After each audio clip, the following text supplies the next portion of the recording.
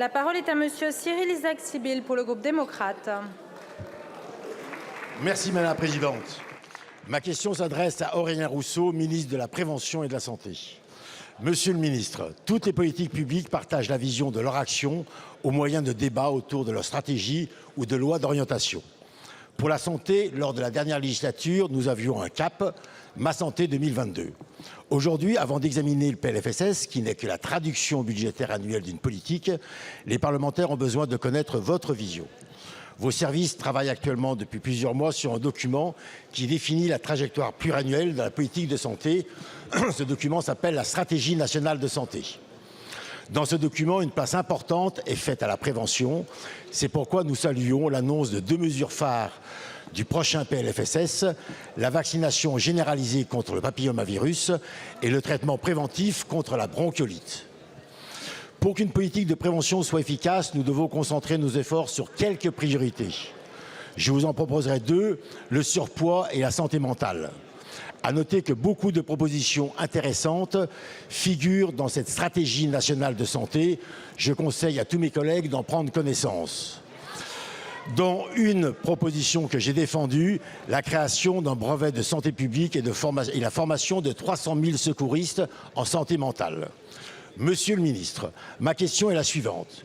Pouvez-vous nous proposer, au titre de l'article 50-1 de la Constitution, un débat devant le Parlement et donc devant la Nation, exposant la stratégie nationale de santé, votre stratégie.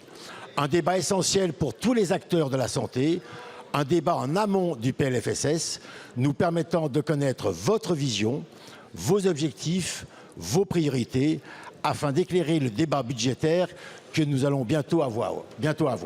Je vous remercie.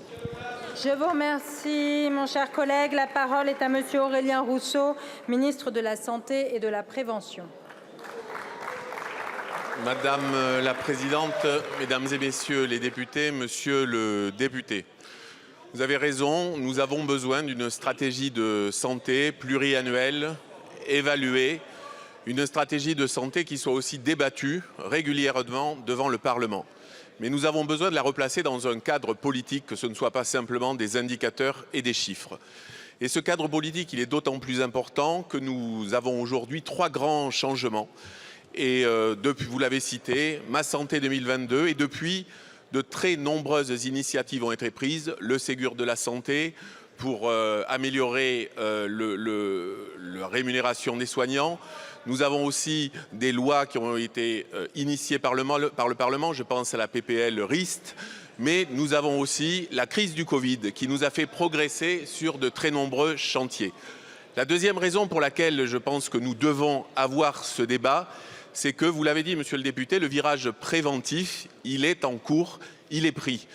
Vous avez cité en particulier la campagne d'immunisation contre la bronchiolite.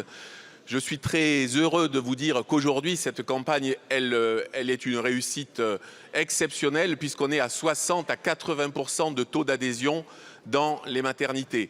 Le vaccin contre le papillomavirus. Vous avez cité, et vous avez raison d'y revenir, le sujet de la santé mentale qui est majeur, le sujet du sport santé qui est majeur. Sur la santé mentale, nous sommes déjà à 60 000 secouristes de santé mentale, sujet que vous avez porté. Donc oui, nous devons avancer sur ce débat politique et nous le devons d'autant plus que les soignants, ils ont besoin de savoir quel est notre plan, où on va.